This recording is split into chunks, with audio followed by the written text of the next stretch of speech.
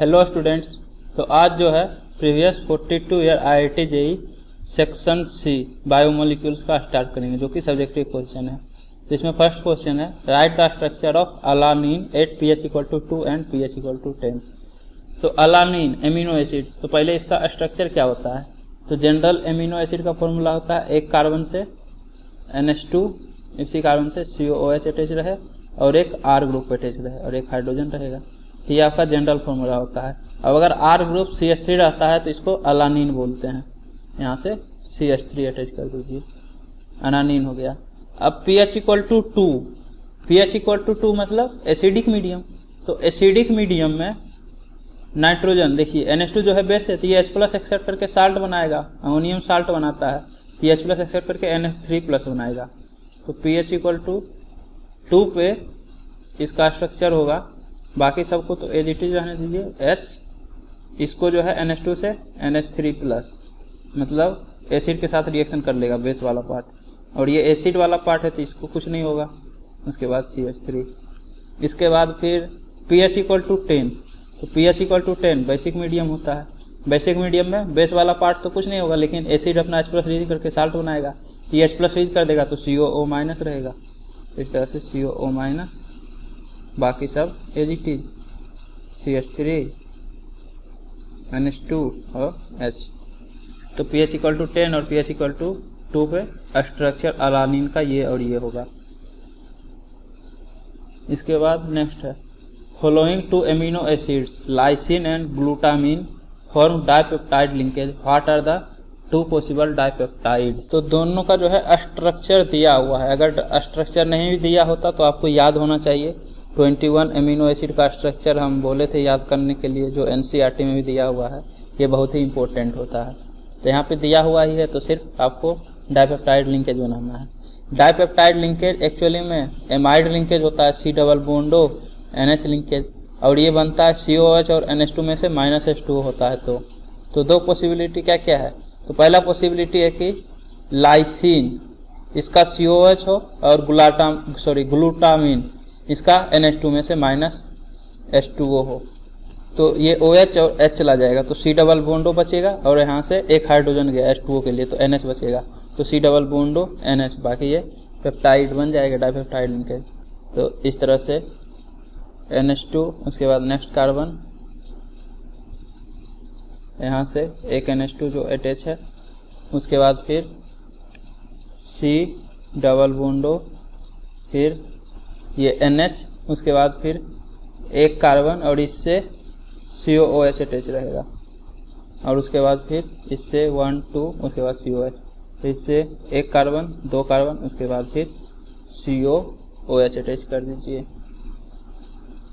ये आपका dipeptide linkage हुआ। दूसरा पॉसिबिलिटी है कि इसका COH और इसका NH2 में से -H2O हो, लाइसिन का H मतलब NH2 ग्रुप और ग्लूटामिन से COH में से -H2O होगा, तो इस कार्बन और इस कार्बन के बीच में बॉन्ड बनेगा। तो बाकी सबको तो एज इट इज रहने दीजिए। NH2, नेक्स्ट इस कार्बन से NH अटैच है और इससे एक COH भी अटैच होगा। क्यों? क्योंकि यहाँ से देखिए, जिस कार्बन से NH2 था वहाँ से एक COH भी अटैच है, यहाँ से H गया तो NH बच गया, तो यहाँ से एक COH अटैच कर दीजिए। अब NH फिर C डबल बॉन्ड O, तो यहाँ से C डबल बॉन्ड O, उसके बाद फिर ये सारा ग्रुप अटैच कर दीजिए। तो यहाँ से एक कार्बन, दूसरा कार्बन, तीसरा कार्बन, उसके बाद COOH, और C डबल बॉन्ड O के बाद नेक्स्ट कार्बन से NH2 ग्रुप अटैच है। तो ये आपका 2 डाइपेप्टाइड लिंकेज के बाद स्ट्रक्चर होगा पॉसिबल डाइपेप्टाइड का। इसके बाद थर्ड क्वेश्चन है, the Fisher projection of D glucose is drawn below. तो आपके पास डी ग्लूकोज का फिशर प्रोजेक्शन दिया हुआ है। अब बोल रहा है draw the Fisher projection of L glucose. तो एल ग्लूकोज का फिशर प्रोजेक्शन बनाना है। तो इसका मिरर इमेज होगा एल ग्लूकोज।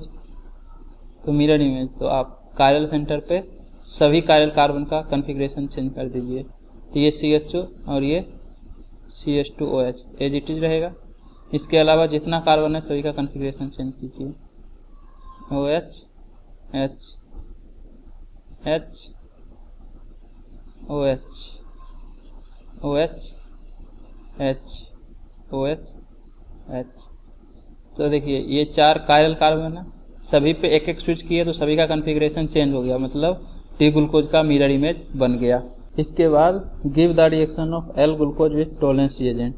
तो ये आपका एल ग्लूकोज है, इसका रिएक्शन टोलेंस रिएजेंट से करना है। तो टोलेंस रिएजेंट एल्डिहाइड को ऑक्सीडाइज कर देता है, टोलेंस रिएजेंट। तो एल्डिहाइड CHO को COOH में ऑक्सीडाइज करेगा। लेकिन टोलेंस रिएजेंट अगर आपको ध्यान हो तो अमोनिकल सिल्वर नाइट्रेट मतलब अमोनिया होता है, बेस होता है। तो COOH जो बनेगा वो अपना एक्सप्रेस कर देगा बेस के प्रेजेंस में, तो CO- बनाएगा। तो एक्चुअली में CHO के जगह CO- लिखिए, COOH नहीं, क्योंकि बेस होता है अमोनिया। उसके बाद बाकी सब एज इट इज रहने दीजिए, OH H H OH OH H OH H और ये CH2OH। ये आपका प्रोडक्ट बनेगा एल ग्लूकोज का रिएक्शन यदि टोलेंस रिएजेंट से करवाएंगे तब। इसके बाद नेक्स्ट है which of the following will reduce Tollens reagent explain. तो आपको स्ट्रक्चर ए और स्ट्रक्चर बी में बताना है टोलेंस रिएजेंट को कौन रिड्यूस करेगा। तो रिड्यूसिंग शुगर होना चाहिए, रिड्यूसिंग शुगर होगा तो टोलेंस रिएजेंट को रिड्यूस कर देगा। और रिड्यूसिंग शुगर के लिए आपको चेक करना होगा कि हेमी एसीटल परिएंट है क्या। तो देखिए इसमें इस कार्बन से OR मतलब एसीटल, इस कार्बन से OH और OR मतलब हेमी एसीटल है। अगर एक कार्बन से OH और OR अटैच रहता है तो उसको हेमी एसीटल बोलते हैं, और यदि एक कार्बन से 2 OR ग्रुप अटैच रहे तो एसीटल। तो इसमें हेमी एसीटल ग्रुप परिएंट है, मतलब ए जो है रिड्यूसिंग शुगर है। अब बी में भी आप चाहें तो चेक कर लें। तो एक कार्बन से OR तो सेम कार्बन से 2 OR ग्रुप अटैच है, मतलब एसीटल। सिमिलरली इस कार्बन से भी OR तो ये भी आपका एसीटल ग्रुप ही है, एक कार्बन से 2 OR। बाकी यहाँ OH है लेकिन इधर OR नहीं है, तो ये हेमी एसीटल ग्रुप एक भी परिएंट नहीं है, मतलब बी आपका नॉन रिड्यूसिंग शुगर है। तो आंसर आपका ए हो जाएगा। रिड्यूसिंग शुगर पूछ रहा है क्योंकि टोलेंस रिएजेंट से रिएक्शन करवाना है, तो ऑप्शन ए हो जाएगा। इसके बाद section D integer type question देखेंगे। तो इसमें फर्स्ट क्वेश्चन है the total number of basic group in the following form of lysine is. तो लाइसिन का ये स्ट्रक्चर दिया हुआ है, इसमें टोटल बेसिक ग्रुप बताना है। तो आपके पास NH3+ है, NH2 है और COO- है। तो NH3+ में तो नाइट्रोजन के पास लोन पेयर नहीं है, तो ये बेस की तरह एक्ट नहीं करेगा। NH2 में नाइट्रोजन के पास लोन पेयर है, तो ये बेस की तरह एक्ट करेगा, ये बेसिक ग्रुप है। COO- तो ऑक्सीजन के पास लोन पेयर COO- में रहता है, तो ये भी बेसिक ग्रुप की तरह एक्ट करेगा। लेविस बेस का डिफिनीशन ही होता है लोन पेयर डोनर। तो लोन पेयर होना चाहिए डोनेट करने के लिए। तो इसके पास देखिए नेगेटिव चार्ज लोन पेयर है, यहाँ पे नाइट्रोजन के पास नहीं है, तो ये लोन पेयर डोनेट नहीं कर सकता है। तो आंसर 2 होगा। बेसिक ग्रुप 2 परिएंट है लाइसिन के इस स्ट्रक्चर में। इसके बाद नेक्स्ट है second question a decapeptide molecular weight 796 on complete hydrolysis gives glycine, alanine and phenylalanine. Glycine contribute 40% to the total weight of the hydrolyzed product. The number of glycine unit present in the decapeptide is।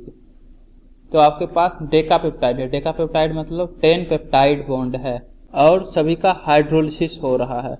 C+NH peptide linkage होता है, तो इसका जब hydrolysis होगा तो इसको OH और इसको H मिलेगा, मतलब H2O बढ़ गया हाइड्रोलिसिस के बाद। और आपके पास डेकापेप्टाइड है, मतलब 10 C+NH लिंकेज है। अब यहाँ पे थोड़ा सा ध्यान देने का बात है कि 10 है तो हाइड्रोलिसिस के लिए 9 मोलिक्यूल H2O का लगेगा। क्यों? क्योंकि देखिए अगर जैसे R ये 3 अल्काइल ग्रुप आपस में कनेक्टेड है, तो इसको ब्रेक करना है, तो 3 H2O नहीं लगेगा। जब पहला को आप ब्रेक कीजिएगा और दूसरा के लिए जब इसको ब्रेक कीजिएगा तो तीसरा ऑटोमेटिक ब्रेक हो जाता है। तो इसी तरह से पहला हाइड्रोलाइज होगा, दूसरा होगा, तीसरा होगा, चौथा होगा, इस तरह से 9th जब हाइड्रोलिसिस होगा तो 10th ऑटोमेटिक अलग हो जाएगा। एक ही बचा तो वो तो अलग हो ही गया। तो टोटल डेकापेप्टाइड के लिए 9 मोलिक्यूल H2O का लगेगा हाइड्रोलिसिस के लिए। तो आपका जो प्रोडक्ट बनेगा टोटल उसमें कितना वेट बढ़ेगा पर मोलिक्यूल। तो 796 तो पहले था और 9 H2O बढ़ेगा, OH एक को लगेगा, एक को H, तो टोटल 796 + 9 × 18 इतना वेट होगा फाइनल जो हाइड्रोलिसिस का प्रोडक्ट होगा 1 मोल के करस्पॉन्डिंग। मतलब 1 मोल का यदि हाइड्रोलिसिस होगा तो 9 इंटू 18 ग्राम बढ़ जाएगा वेट। तो इसको जब आप सोल्व कीजिएगा तो ये आता है 958 ग्राम।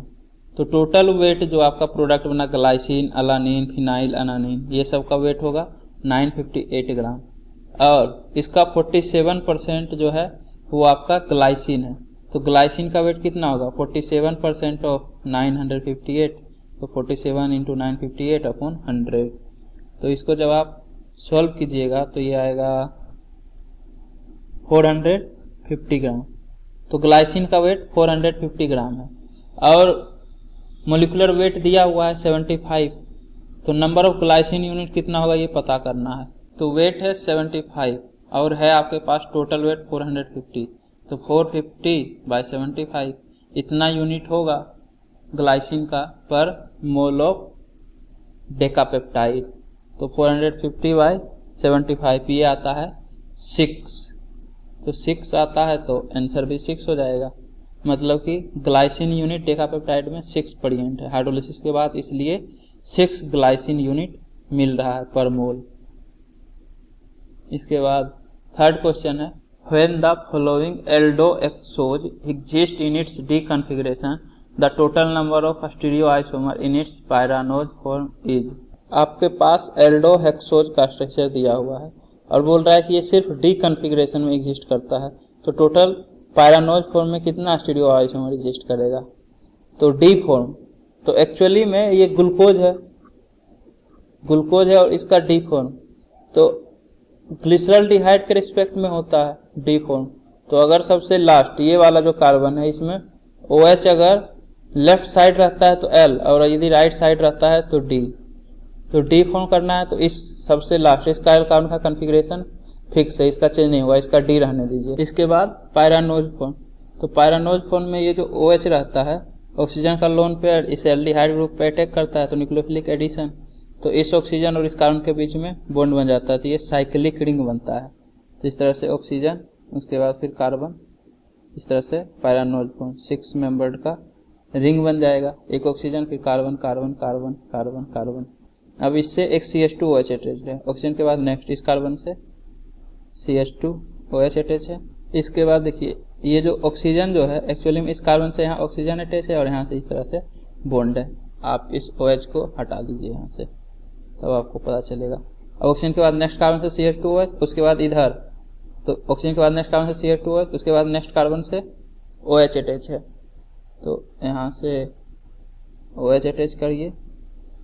सिमिलरली नेक्स्ट कार्बन से OH अटैच है, उसके बाद नेक्स्ट कार्बन यहाँ से 2 हाइड्रोजन है तो ये तो कायरल होगा ही नहीं, हाइड्रोजन है तो नेक्स्ट। अब ये जो कार्बन है CHO वाला जब न्यूक्लियोफाइल अटैक किया तो ये डबल बॉन्ड इस तरह से शिफ्ट होता है O- और फर्दर ये पॉजिटिव चार्ज आएगा OH में से H+ अपना रिलीज कर देता है और ये H+ एक्सेप्ट करके OH बनाएगा। पैरानोज फॉर्म ग्लूकोज का बना के दिखाए थे हम, तो वहाँ पे भी यही होता है OH का O रहेगा और ये H+ यहाँ चलाएगा तो ये OH बनाता है। तो ये CH2OH है एक्चुअली में, सॉरी CHOH है। एक बॉन्ड तो यहाँ ऑक्सीजन के साथ है तो यहाँ से एक OH अटैच कर दीजिए और एक H रहेगा। टोटल 4 ही बॉन्ड तो है, CH2OH हो जाएगा तो 5 बॉन्ड हो जाएगा। 2 बॉन्ड पहले से बनाए हुए हैं, एक कार्बन के साथ एक ऑक्सीजन के साथ, और आप 2 हाइड्रोजन और एक OH लगाइएगा तो 5 बॉन्ड होगा, जो कि गलत है, CHOH है एक्चुअली में। अब ये जो कार्बन है जिसे CH2OH अटैच है इसका कॉन्फ़िगरेशन डी रखना है, मतलब कि ये कायरल तो है लेकिन इसका कॉन्फ़िगरेशन फिक्स रखना है, इसका चेंज नहीं करना है। बाकी आप देख लीजिए कितना कायरल कार्बन है, तो एक कायरल कार्बन, दूसरा कायरल कार्बन और ये कायरल नहीं है क्योंकि इससे 2 हाइड्रोजन अटैच है सेम ग्रुप। तीसरा ये कायरल कार्बन एटम, तो 3 कायरल कार्बन एटम, तो 2⁻³ फॉर्मूला से आप निकाल सकते हैं 8, या फिर हम फॉर्मूला लगाने नहीं बोले थे तो आप इस तरह से काउंट कर सकते हैं कि 3 कायरल कार्बन है तो पॉसिबिलिटी है कि एक बार तो तीनों का कॉन्फ़िगरेशन R हो। अब एक का कॉन्फ़िगरेशन S कर दीजिए और 2 का R, तो तीसरे वाले का S हो, दूसरा पॉसिबिलिटी है कि दूसरे वाले का S हो और तीसरा पॉसिबिलिटी है कि पहले वाले का S हो, बाकी ये दोनों का R। इसके बाद इन सभी का मिरर इमेज, तो 4 बना ऑप्टिकली एक्टिव और सभी का मिरर इमेज, तो R तीनों का कॉन्फ़िगरेशन चेंज कर दीजिए तो S। अब R वाले का S और फिर R, S। RSS। तो ये टोटल 8 पॉसिबिलिटी होगा, इससे ज़्यादा नहीं होगा। आप या तो इसके बाद कंटिन्यू कीजिए कि 1 का S किए थे, अब 2 का S कर दीजिए। तो 2 का S करने का पॉसिबिलिटी है कि सेकंड थर्ड S हो, फर्स्ट थर्ड S हो और फर्स्ट सेकंड S हो। उसके बाद फिर तीनों का S कर दीजिए तो ये नेक्स्ट बन जाएगा ये वाला। टोटल 8 यही होगा। या फिर आप 4 बनाइए उसका मिरर इमेज। मिरर इमेज में क्या होता है, जितना कायल कार्बन है सभी का कॉन्फ़िगरेशन चेंज होगा। तो तीनों R है तो तीनों का S, जो S है उसका R और जो R है उसका S। सिमिलरली ये सब तो टोटल 8 होगा। या आप फॉर्मूला लगाइएगा तो डायरेक्ट फॉर्मूला से आ जाएगा। इसके बाद फिर next fourth question, the substituents R1 and R2 for 9 peptide are listed in the table given below. How many of this peptide are positively charged at pH equal to 7। तो pH 7 पे positively charge है, मतलब अगर pH equal to Pi रहता है तब तो neutral रहता है, लेकिन पॉजिटिव चाहिए। तो Pi आइसो इलेक्ट्रिक पॉइंट से अगर pH को डिक्रीज करते हैं तो H प्लस इंक्रीज होता है, मतलब H प्लस ये एक्सेप्ट करके कैटायन बनाएगा। तो pH आइसो इलेक्ट्रिक पॉइंट से डिक्रीज करने के बाद 7 होना चाहिए। तो Pi आपका ज़्यादा होना चाहिए 7 से, मतलब बेसिक सॉल्यूशन। तभी तो pH 7 पे ये एसिडिक सॉल्यूशन रहेगा, तो ये H प्लस एक्सेप्ट करके NH3 plus positively charge peptide रहेगा। तो बेसिक सॉल्यूशन के लिए क्या होगा, बेसिक सॉल्यूशन के लिए COOH से ज़्यादा NH2 ग्रुप होना चाहिए। तो देखिए यहाँ पे एक COOH और एक NH2 ऑलरेडी है, तो R1 और R2 इन दोनों में एटलीस्ट 1 NH2 ग्रुप यदि आ जाए तो 2 NH2 हो जाएगा, एक COOH, मतलब बेसिक सॉल्यूशन हो जाएगा। तो आपको R1 और R2 में चेक करना है कि NH2 ग्रुप प्रेजेंट है या नहीं। तो इसमें नहीं है, किसी में नहीं है तो रिजेक्टेड, 1 नहीं होगा। सिमिलरली सेकंड भी रिजेक्टेड। थर्ड में तो एसिडिक ग्रुप है तो ये तो रिजेक्टेड होगा ही। यहाँ NH2 चाहिए, ये एमाइड ग्रुप है, लेकिन यहाँ पे NH2 है तो फोर्थ होगा। नेक्स्ट CONH2, ये भी CONH2, तो एमाइड हो गया तो रिजेक्टेड। एमीन चाहिए NH2 ग्रुप। इसके बाद 6, तो यहाँ तो दो NH2 है तो ये तो होगा ही। एसिडिक COH और CONH2, तो ये नहीं होगा। COH ग्रुप है जो कि बेसिक ग्रुप चाहिए, ये तो एसिडिक है।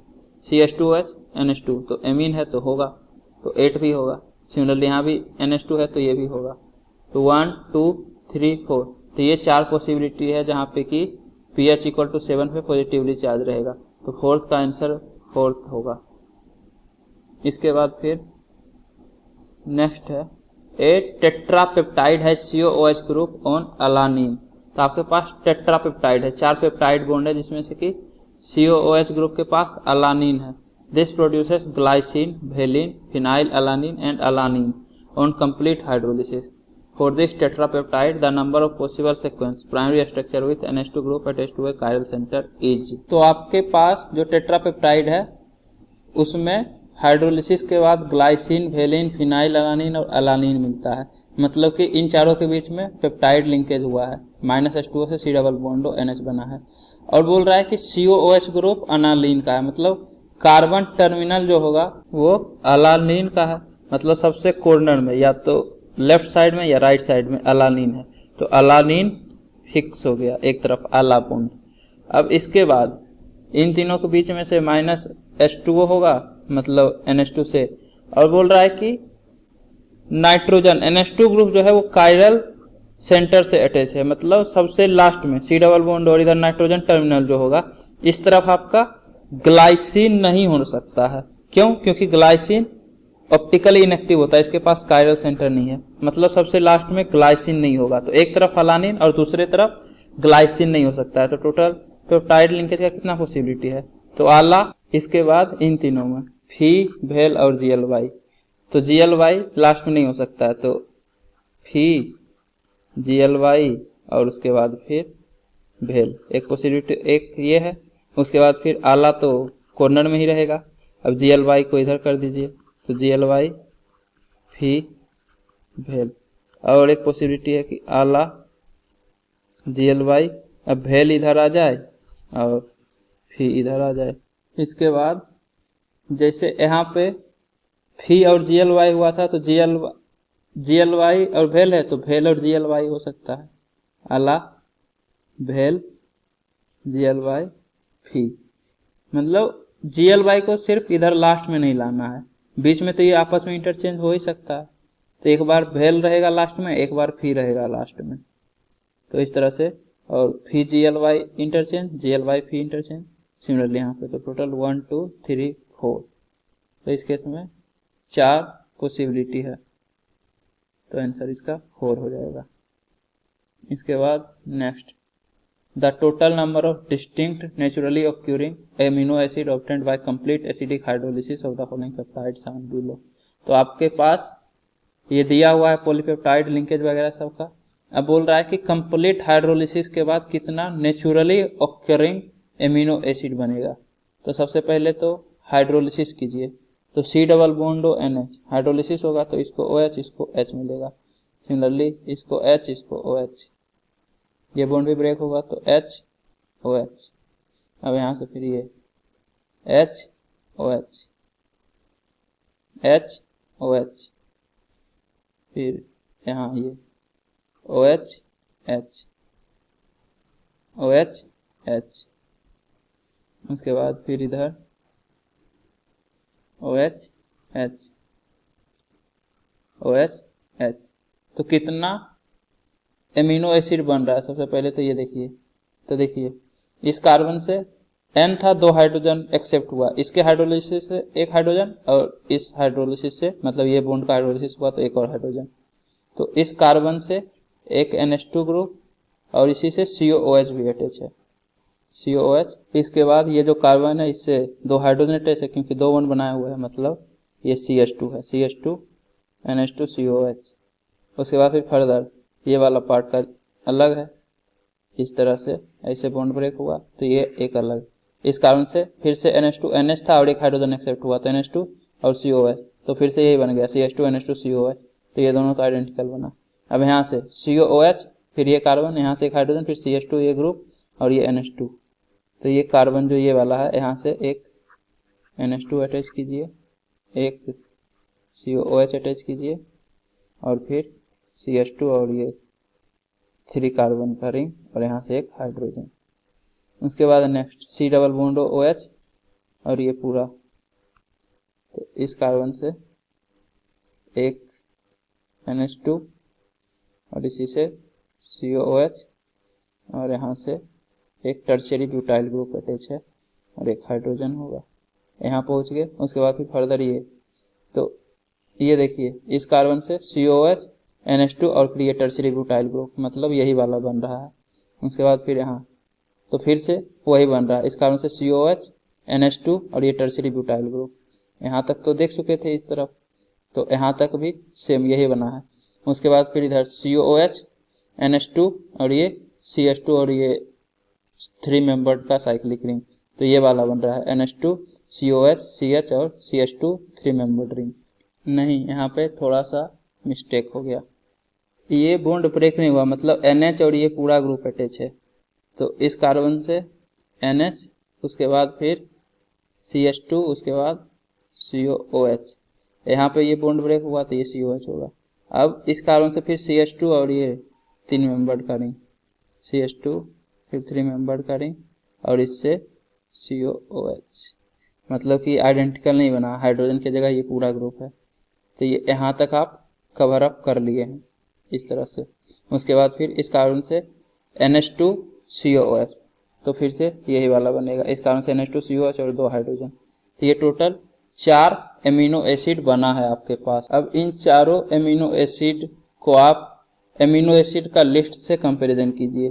जो आपके पास 21 नेचुरली ऑकरिंग एमिनो एसिड था उसमें से आप कंपैरिजन कीजिए। तो सबसे पहले तो जनरल फॉर्मूला था कि एक कार्बन से NH2 COOH H और R ग्रुप रहता था। तो देखिए सभी में एक कार्बन से NH2 COOH H और R ग्रुप अटैच है। सिमिलरली यहाँ से NH2 COOH H और एक R ग्रुप अटैच है।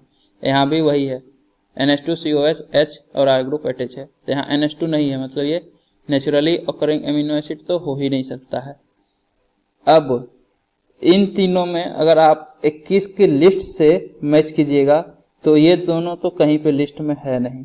ये वाला है कि अगर यहाँ से हाइड्रोजन अटैच रहे तो CH2 COOH NH2 होगा, इसका नाम ग्लाइसिन होता है। फर्स्ट एमिनो एसिड आपका ग्लाइसिन से ही स्टार्ट होता था, मतलब आपके पास सिर्फ एक नेचुरली अकरिंग एमिनो एसिड है। बाकी ये दोनों एमिनो एसिड तो है लेकिन नेचुरली अकरिंग एमिनो एसिड नहीं है, मतलब 6 का आंसर 1 होगा। तो यहाँ पे बायोमोलिक्यूल्स का डिस्कशन खत्म हो गया। उम्मीद करता हूँ कि आपको ये वीडियो पसंद आई होगी। यदि आपको ये वीडियो पसंद आई है तो इसे लाइक करें, कमेंट करें और अपने दोस्तों के बीच शेयर करना ना भूलें। Thank you.